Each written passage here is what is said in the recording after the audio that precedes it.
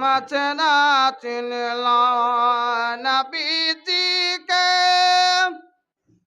অগ গাছেরা চিনল নবীজি, মাছেরা চিনল নবীজিকে, অগ গাছেরা চিনল নবীজি, উম্মত হয় চিনলি না রে চিনল বনের হরিণী। আল্লাহ কোরআন বলে যে বেশক নামাজ আল্লাহ রাব্বুল আলামিন নির্দিষ্ট টাইমে নির্দিষ্ট সময়ে মানুষের প্রতি ফরজ করেছে, যেটা বলুন সুবহানাল্লাহ। আল্লাহ রাব্বুল আলামিন মানুষের উপর নির্দিষ্ট টাইমে, সব সময় নয়, নির্দিষ্ট টাইমে নামাজকে আল্লাহ রাব্বুল আলামিন ফরজ করেছেন। আল্লাহ সব সময় নামাজ পড়তে বলেননি। 24 ঘন্টার মধ্যে আল্লাহ টাইম বেছে দিয়েছে, টাইম নির্দিষ্ট করে দিয়েছে যে এই টাইমে এই নামাজ, এই টাইমে এই সময় এই নামাজ পড়তে বলেছে। আমরা সকলেই নামাজ পড়ি, টাইম মতোই নামাজ পড়ি। আল্লাহর কোরআন বলে যে নির্দিষ্ট টাইমে আমি নামাজকে ফরজ করেছি। মুআজ্জাজ সামান হযরত আল্লাহর কোরআন কি বলে, ইন্না সলাতা তানহা আনিল ফাহশাই ওয়াল মুনকার। আল্লাহ রাব্বুল আলামিন বলেন যে নামাজ, বেশক নামাজ নামাজিদেরকে, যারা নামাজ পড়ে তাদেরকে খারাপ কাজ থেকে দূরে রাখে। জোরে বলুন সুবহানাল্লাহ। মুআজ্জাজ সামান হযরত আল্লাহর কোরআন বলে নামাজ কেউ যদি পড়ে তাকে খারাপ কাজ থেকে নামাজ দূরে রাখে। নামাজ পড়লে পারে খারাপ কাজ তার করতে মন হবে না, কিন্তু নামাজ পড়ার মতো পড়তে হবে, নামাজ সালাত কায়েম করার মতো করতে হবে। মুআজ্জাজ সামান হযরত আপনি নামাজ পড়ছেন, মসজিদে গেলেন, যাওয়ার পরে আপনি দাঁড়িয়ে গেলেন, তাকবীরে তাহরিমা পড়লেন, সানা পড়লেন, তারপরে সূরা ফাতিহা স্টার্ট করতে লাগলেন, তখন আপনার মন আর মসজিদের দিকে নয়, অন্য দিকে চলে গিয়েছে। মনটা নামাজের মধ্যে থাকতে হবে। আপনি নামাজ পড়ছেন কিসের জন্য? আল্লাহকে রাজি খুশি করার জন্য। আল্লাহর হক, হুকুকুল্লাহ, আল্লাহর হক হচ্ছে নামাজ। আপনি সেই নামাজকে কায়েম করছেন, আদা করছেন, পড়ছেন। আপনি এটি সঠিকভাবে যদি নামাজকে আদায় করতে না পারেন, আপনার কোনো লাভ হবে না। মুআজ্জাজ সামান হযরত নামাজ পড়ার মতো পড়তে হবে। আল্লাহওয়ালা হতে গেলে আল্লাহকে নিজের অন্তরের মধ্যে গেঁথে নিতে হবে, ভয় করতে হবে। তারপরে আপনি মনকে খোলাসা করে তওবা করে আপনি নামাজ পড়তে স্টার্ট করেন, ইনশাআল্লাহ তাআলা আপনার মনের মধ্যে শয়তান আসতে পারবে না। কেউ যদি ইচ্ছাকৃত হবে, কেউ যদি নামাজ পড়তে পড়তে অন্যমনস্ক হয়, তার নামাজও হবে না। সিজদা করা হবে, রুকু করা হবে, কিন্তু আল্লাহর দরবারে নামাজ মাকবুল হবে না। আপনার নামাজ পড়ছেন, সিজদা করছেন, রুকু করছেন, আপনার মন অন্যদিকে আছে। একজন ব্যক্তি, সেদিন বলেছিলাম, একজন ব্যক্তি যে আসরের নামাজ একটা মসজিদে প্রত্যেক দিন পড়তো, তো সেই ব্যক্তি সেই আসরের নামাজ টাইম হয়ে গেছে, সেই মসজিদে আদা করার জন্য গিয়েছে। তো সেই ব্যক্তি নামাজে দাঁড়িয়েছে, প্রথম রিকাত হয়ে গেল, দ্বিতীয় রিকাত হয়ে গেল, তৃতীয় রিকাতে মাওলানা সাহেব সালাম ফিরে দিয়েছে। যে সেই ব্যবসায়িক যে নামাজ পড়তো প্রত্যেক দিন ওই মসজিদে, সেই ব্যবসায়িক বলছে, ইমাম সাহেব আপনার নামাজ হয়নি। বলছে কেন? বলছে এখনো এক রিকাত বাকি আছে। বুঝে কিসের জন্য? বলছে আমি প্রত্যেক দিন এই মসজিদে প্রত্যেক দিন আসরের নামাজ পড়ি। যখন আসরের নামাজ স্টার্ট হয়, শুরু হয়, তাকবীরে তাহরিমা থেকে নিয়ে পর্যন্ত শেষ অবধি আমি পড়ি। আর প্রথম থেকে নিয়ে যত বেচা কিনা করেছি আমি ওই নামাজের মধ্যে হিসাব করি। যত বিক্রি করেছি মাল ওই নামাজের মধ্যে হিসাব করি। যখন আমার পুরো কমপ্লিট হয়ে যায় হিসাব, আর তখন 4 রিকাত কমপ্লিট হয়। তো আজকে আপনার এক রেখাত ছুটে গিয়েছে, আপনার এক রেখাত ছুটে গিয়েছে, আপনার নামাজ হয়নি। বিরাদান ইসলামিয়া মুআজ্জাজ সামনে হযরত, ওই রকম নামাজ পড়লে হবে না। আপনি সিজদা করছেন, রুকু করছেন, তাসবিহ পড়ছেন ঠিকই, কিন্তু মনটা আপনার অন্য দিকে চলে গেছে। আল্লাহ তো আপনার ওপর বিচার করবে না, আল্লাহর আপনার অন্তর দেখে বিচার করবে। আল্লাহ আপনার অন্তর দেখবে। তো আপনি অন্তর মনটাকে অন্যদিকে নিয়ে যাচ্ছেন, আপনি মসজিদের মধ্যে দেহটাকে রেখে দিচ্ছেন, কি নামাজ হবে? মুআজ্জাজ সামনে হযরত, একজন ব্যক্তি এক মালিকের কাছে কাজ করত। তো সেই মালিককে যখন প্রথম কাজে জয়েন করবে, তখন তিনটা শর্ত মালিককে বলছে যে, হে আমার মালিক, হে আমার আকা, আপনার কাছে আমার তিনটা শর্ত। বলছে কি কি শর্ত? তো মুআজ্জাজ সামনে হযরত প্রথম শর্ত হচ্ছে, গোলাম বলতেছে, ও আমার আকা, আমার প্রথম হচ্ছে যে আপনি দিনের মধ্যে আমার সেবা নেবেন, কিন্তু রাতের মধ্যে আমি সেবা আপনাকে দিতে পারবো না। মুআজ্জাজ সামনে হযরত তৃতীয় শর্ত যেটা হলো, বলছে যখন নামাজের ওয়াক্ত হয়ে যাবে, টাইম হয়ে যাবে, তখন আমাকে নামাজের জন্য ছেড়ে দিতে হবে। দ্বিতীয় হয়ে গেল। তৃতীয় কি? বলছে আমাকে একটা ভালো কামরা দিতে হবে, ঘর দিতে হবে, যে ঘরের মধ্যে কেউ যেন প্রবেশ করতে না পারে, শুধু আমি একাই থাকবো। এমন আল্লাহ দেখুন, তিনটা শর্ত যখন তিনার আকাকে বললেন, তিনার আকাকে যখন বললেন, আকা শর্তগুলো মেনে নিলেন। তারপরে ওই গোলামকে আকা বাড়ি ঘর দেখাতে নিয়ে যাচ্ছে। তো অনেকগুলো ঘর রয়েছে, সেই গোলাম ঘুরে ঘুরে দেখছে, সব ঘর ভালো, কিন্তু শেষে একটা ঘর আছে যেটা ভাঙা, ফুটো, পানি পড়ে, সেই ঘরটা কিন্তু গোলামের পছন্দ হয়েছে। মুআজ্জাজ সামনে হযরত আকাকে বলছে, হে আমার আকা, আমার এই ঘরটা পছন্দ হয়েছে। জোরে বলুন সুবহানাল্লাহ। গোলাম বলছে আমার এই ঘরটা পছন্দ হয়েছে। সব ঘর দেখলো, সব ঘর খুব সুন্দর সুন্দর রয়েছে, কিন্তু গোলাম আকার ওই ঘরগুলো পছন্দ হলো না, এই ফাটাফুটো ঘরটা পছন্দ হলো। আকা জিজ্ঞাসা করছে, তার মালিক জিজ্ঞাসা করছে, আমার এত সুন্দর ঘর আছে, তোমার সব ঘর পছন্দ হলো না, এই ঘরটা কেন পছন্দ হলো? এই ঘর তো খারাপ। বলছে যেই ঘরে আল্লাহ জিকির হয়, যেই ঘরে আল্লাহর শান ও মান বয়ান করা হয়, সে আর ঘর থাকে না, সে আর সেই ঘর থাকে না, সব থেকে উঁচু মানে সেই ঘরটা হয়ে যায়। জোরে বলুন সুবহানাল্লাহ। তো সেই ব্যক্তি, সেই গোলাম কি করলেন? সেই ঘরটাকে বেছে নিলেন। আকা আর কিছু জিজ্ঞাসা করলেন না, চলে গেলেন। তারপরে রাতে মালিকটা ঘুরতে গিয়েছে অন্য জায়গায়। তারপরে ওই গোলামটি কিন্তু নামাজের মধ্যে মশগুল হয়ে গেছে, নামাজ পড়ছে। তো সেই মালিক যখন বাড়ি ফিরলো, বাড়ি ফেরার পথে তখন সব ঘর চক্কর দিচ্ছে, ঘুরে ঘুরে দেখছে।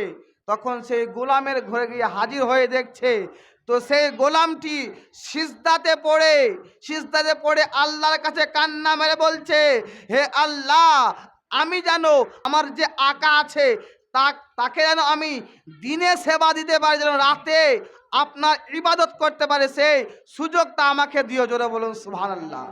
মালিককে বলেছে যে আমার কাছে আপনি দিনে সেবা নেবেন, রাতে নেবেন না।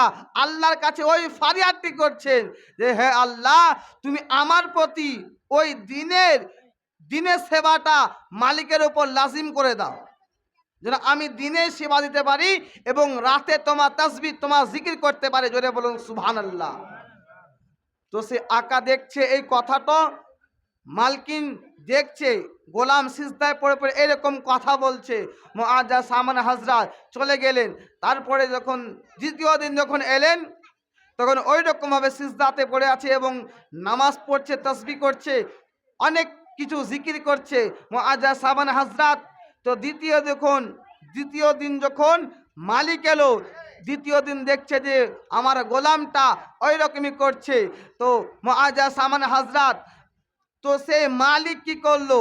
গোলামের কান্না দেখে, গোলামের দোয়া দেখে, যে কান্না করছিলেন সেগুলো দেখে মালিক বলছে, যাও তোমাকে আর আমার সেবা করতে হবে, আমি তোমাকে আজাদ করে দিলাম। জোরে বলুন সুবহানাল্লাহ। তুমি শুধু আল্লাহর ইবাদতই করো, শুধু আল্লাহর ইবাদত করো। তারপরে সে গোলাম কি বলছে দেখুন, সেই গোলাম বলছে, আমার গোপন যে ইবাদত এটা জাহির হয়ে গেল, দেখে নিল আকা। তো সেই গোলাম বলছে, আমি যে লুকিয়ে লুকিয়ে ইবাদত করতাম আল্লাহকে রাজি করার জন্য, সেই গোপন ইবাদত আমার জাহির হয়ে গেল। আল্লাহর কাছে কান্না মেরে বলছে, হে আল্লাহ, আমার ইবাদত করা তো জাহির হয়ে গেল, হে আল্লাহ তুমি আমার এখনই মরণ দিয়ে দাও, এখনই মরণ দিয়ে যাও।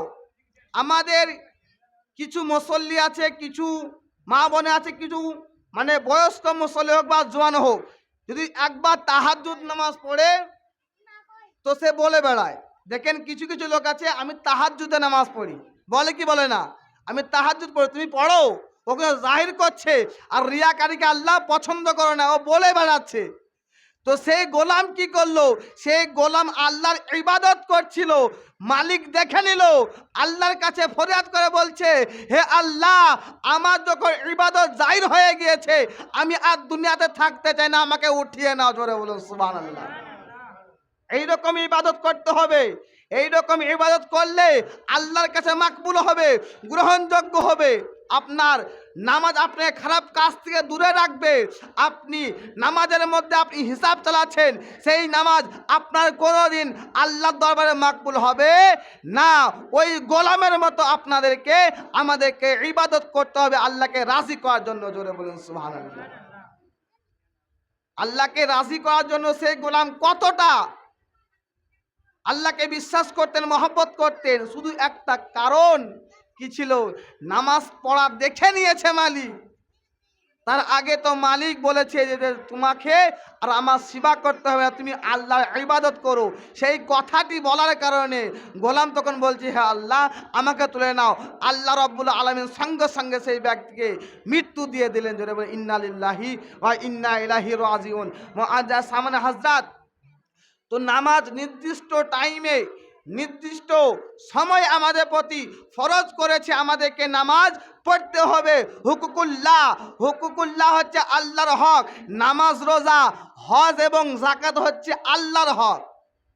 আপনি পড়ছেন না, গুনাহে কাবিরা হবে, আল্লাহ গফুরুর রহিম, আপনাকে মাফ করে দেবে। কিন্তু আপনি যেই জামিনে আছেন, এই দুনিয়াটা আল্লাহ সৃষ্টি করেছে, আল্লাহ রাব্বুল আলামিন আপনাকে 5 বেলা খাবার জুগিয়ে দিচ্ছে, খাবার দিচ্ছে, আর আপনি সারা দিনের মধ্যে 24 ঘন্টার মধ্যে একবার কি আল্লাহ শুকরিয়া আদায় করতে পারেন না? আপনি প্রত্যেক দিন আল্লাহর হক আপনি মেরে দিচ্ছেন, আপনাকে আল্লাহ রিজিক বন্ধ করে দেয় না, আপনাকে ঠিক টাইমে আপনাকে রিজিক দেয়। জোরে বলুন সুবহানাল্লাহ। নামাজ হচ্ছে আল্লাহর ইবাদত। আল্লাহ আপনাকে দুনিয়ার বুকে পাঠিয়েছেন রং তামাশা করার জন্য না। আপনি প্রত্যেক দিন রেগুলার আপনাকে আল্লাহ রিজিক দিচ্ছে, আপনাকে শরীর সুস্থ করে, আলহামদুলিল্লাহ আপনি সুস্থ আছেন, তারপরে আপনি একবারও আল্লাহকে স্মরণ করে না। আল্লাহর শুকরিয়া, আমরা যে এক মুঠো ভাত খাচ্ছি দুপুরে, রাতে, সকালে, খাওয়ার পরে, আপনি বুকে হাত দিয়ে বলুন তো, কখন আপনি কি শুকরিয়া আদায় করেছেন? প্রথম যখন ভাত তুলেন তখন বিসমিল্লাহ বলতে মনে থাকে না? লজ্জার বিষয় নয়, আপনি নিজে মনে মনে ভাবুন যে সত্যি তো আমি বলি না। দেখেন অটোমেটিকলি আপনার মন বলবে যে সত্যি আমি নিজেই বলি না। আপনাকে আল্লাহ রাব্বুল আলামিন প্রত্যেক দিন খাবার দিচ্ছে খেতে, আপনাকে সব দিচ্ছে, টাকা পয়সা ধন দৌলত সব দিয়েছে, সেই রব্বুল আলামিনকে আপনি রাজি করতে পারছেন না। আপনি কিসের বান্দা, কিসের নবীর উম্মত? আপনি বলেন যে আমি নবীর উম্মত, আমি নবীর উম্মত, আমি মুসলমান, আল্লাহর বান্দা। মুআজ্জাজ সামনে হযরত, লজ্জা লাগে না বলতে? শরম হয় না? বেহায়ার মতো বলছেন আমি আল্লাহর বান্দা। যে আল্লাহ আপনাকে জমিনের মধ্যে জিন্দা রেখেছে, আপনাকে প্রত্যেক দিন খাবার দিচ্ছে, সেই আল্লাহ রাব্বুল আলামিনের এক ওয়াক্ত নামাজ আপনি আদায় করতে পারছেন, আপনি কিসের বান্দা? ঠিক কিনা? আপনি কিসের বান্দা যে সারা দিন আপনার এক থেকে নিয়ে আপনার 60 বছর অবধি আল্লাহ আপনাকে দেহের মধ্যে জান দিচ্ছে, ওই 60 বছর বয়সে আপনি একটা ইবাদতও করলেন না। আল্লাহর ঘর মসজিদে গেলেন না। কিছু কিছু লোক আছে একবারেই যায় না। তো আপনি যদি মরে যান, আপনাকে যখন প্রথমে সওয়াল করা হবে আপনি কি জবাব দিবেন? প্রথমে তো বলবে না যে আপনার কবে কি ভূমি ছিল, কটা বাড়ি ছিল, বলবে না। প্রথম হিসাব কি হবে? নামাজ পড়েছো কিনা? জোরে বলুন সুবহানাল্লাহ। নামাজ পড়েছো কিনা? আপনাকে কতলা বিল্ডিং দিয়েছি হিসাব তা নেবে না, কটা গাড়ি ছিল তা নেবে না। আপনাকে প্রশ্ন করা হবে নামাজ পড়েছো কিনা। আপনি কি বলবেন? সেই রব্বে কায়নাতের কাছে কঠিন মাহশরের দিনে আপনি কি করবেন, কি বলবেন? আপনি বলবেন তখন যে আল্লাহ আমাকে আর একবার সুযোগ দাও, চান্স দাও। আল্লাহ কি দেবে? দেবে না। যা হয়েছে হয়েছে। আপনাকে 1 থেকে নিয়ে 60 অবধি জিন্দেগি দিয়েছে, দেহের মধ্যে জান ছিল, আপনি ইবাদত করেননি, রসুলের প্রতি ভালোবাসা ছিল না। আপনি আল্লাহর কাছে কি করে টাইম চাইছেন? 18 থেকে নিয়ে 25 অবধি ইবাদত বেশি আল্লাহর কাছে গ্রহণযোগ্য হয়। 1 থেকে নিয়ে 25 কি 40 অবধি সে নামাজ পড়ে না। 40 অবধি নামাজ পড়ে না। 60 দূরের কথা। তোকে জিজ্ঞাসা করা হয় চাচা নামাজ পড়ছে না কেন গো? ওরা বলবে নামাজ পড়ে কি হবে? কিছু কিছু লোক আছে দুনিয়ার বুকে, নামাজ পড়ে কি হবে, মসজিদে গিয়ে কি হবে, মসজিদকে বেরেই তো গাল দেয়। আরে ভাই গাল দেয়, ও গাল দেয়, গুনাহগারও হবে, তুমি তো হবে না। গুনাহগার ওই ব্যক্তি হবে যে গালি দিচ্ছে, সেই ব্যক্তি হবে, তুমি কিসের জন্য হবা? আল্লাহ আপনাকে খাবার দিচ্ছে, ওকেও দিচ্ছে, সবাইকে দিচ্ছে, ধনী গরিব সবাইকে দিচ্ছে। আপনাকে আল্লাহ কি বলেছে যে ওই ব্যক্তি নামাজ পড়ে তুমি পড়ো না? আপনি কোন মুখে বলছেন যে মসজিদে গিয়ে সব দুর্নাম করে গিয়ে করছে করুক গু, কিন্তু আপনার কাজ কি? যে আল্লাহকে রাজি করা, আল্লাহকে খুশি করা। আপনাকে যে খাওয়াচ্ছে সেই খাওয়ানোর পরিবর্তে আল্লাহর প্রতি শুকরিয়া আদায় করা। জোরে বলুন সুবহানাল্লাহ। কিছু কিছু মানুষ রয়েছে ওই রকমই কথা বলে, আবার বলে নামাজ পড়ে কি করব, গুনাহ করবো নাকি? নাউজুবিল্লাহ। নামাজ পড়ে গুনাহ হয়? গুনাহ হয়? নামাজ পড়ে গুনাহ হয় না, নেকি হয়। আল্লাহ নেকি দান করেন। মুআজ্জা সামানে হযরত, তো নামাজ পড়তে হবে আপনাদেরকে। আল্লাহ কোরআনে বলেছে নির্দিষ্ট টাইমে নির্দিষ্ট সময়ে নামাজ ফরজ করেছে, আপনাকে নামাজ পড়তে হবে।